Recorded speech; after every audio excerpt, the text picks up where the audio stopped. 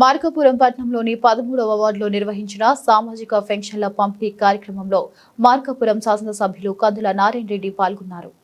ఈ సందర్భంగా ఆయన ఇంటింటికి వెళ్లి లబ్ధిదారులను నేరుగా పెన్షన్ నగదు అందజేశారు. ఎమ్మెల్యే కందుల నారాయణ రెడ్డి మాట్లాడుతూ రాష్ట్ర వ్యాప్తంగా 65 లక్షల మంది లబ్ధిదారులకు ప్రతి నెల 1వ తేదీనే ఇంటింటికి వెళ్లి పెన్షన్ అందిస్తున్నామని తెలిపారు. ఇచ్చిన మాటకు కట్టుబడి నెలకు 4000 పెన్షన్ నేరుగా లబ్ధిదారులకు అందజేస్తున్నామని చెప్పారు. గత ప్రభుత్వంలో పెన్షన్ పెంపు విషయంలో ఆలస్యం జరిగిందని విమర్శించారు. రాష్ట్రాన్ని అభివృద్ధి దిశగా తీసుకువెళ్లేందుకు ముఖ్యమంత్రి నారా చంద్రబాబు నాయుడు, ఉప ముఖ్యమంత్రి కొణిదెల పవన్ కళ్యాణ్, యువ నాయకుడు నారా లోకేష్ నాయకత్వంలో ప్రభుత్వం సంక్షేమ పథకాలు అమలు చేస్తూ అభివృద్ధి కార్యక్రమాలు కొనసాగిస్తుందని తెలిపారు. ఈ కార్యక్రమంలో మున్సిపల్ అధికారులు, తెలుగుదేశం పార్టీ నాయకులు మరియు స్థానికులు పాల్గొన్నారు.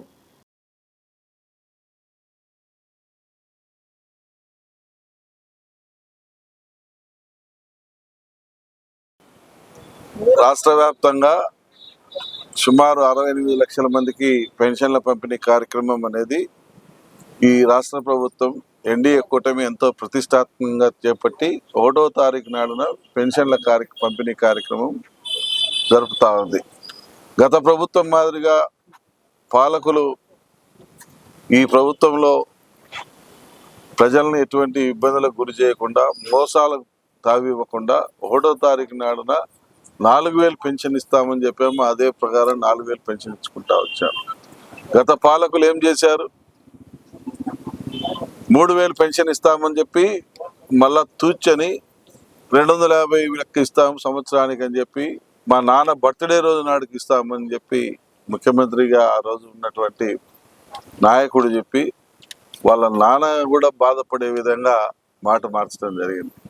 250 లెక్క వాళ్ళ నాన్న బర్త్డే ఎట్టుపోయిందో పెంచేసరికల్లా 3000 చేసరికి 4.5 సంవత్సరం పట్టింది.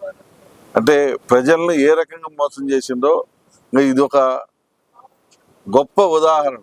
ఇంతకన్నా ఉదాహరణ పని లేదు.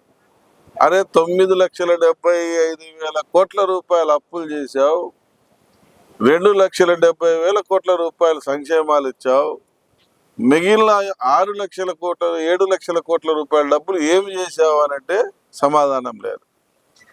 ఒక ప్రాజెక్టు కట్టలే, ఒక వెలుగొండ కట్టలే, ఒక బిల్డింగ్ కట్టలే, ఒక రోడ్డు వేయలే, ఒక కాలువ తీయలే, లేదంటే ఏదన్నా మంచి ఇండస్ట్రీ తీయాలే.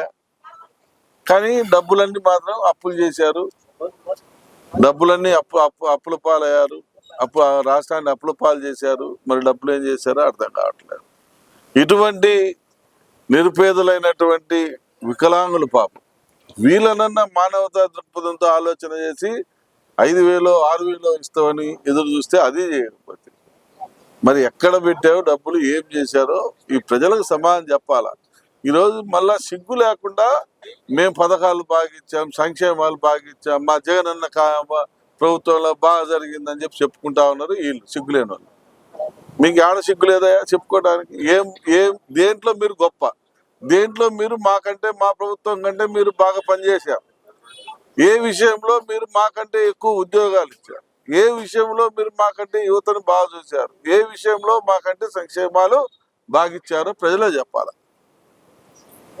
మీరేదో మేము అది ఇచ్చాం ఇది ఇచ్చామని చెప్పి ప్రజల్ని రెచ్చగొట్టుకుంటూ ఏదో చేస్తున్నారు, ఏదో దోపిడీ చేస్తున్నారు, మేము అండగా ఉన్నాం అని చెప్పి ప్రజల్ని రెచ్చగొట్టుకుంటారు. ఇక్కడ ఏమి జరగకపోయినా జరుగుతుంది అని చెప్పి ప్రజల్ని మభ్యపెట్టాలని, ప్రజల్ని తప్పుదో పట్టించాలని చూస్తూ ఉన్నారు. ఇది ఒక దుర్మార్గం.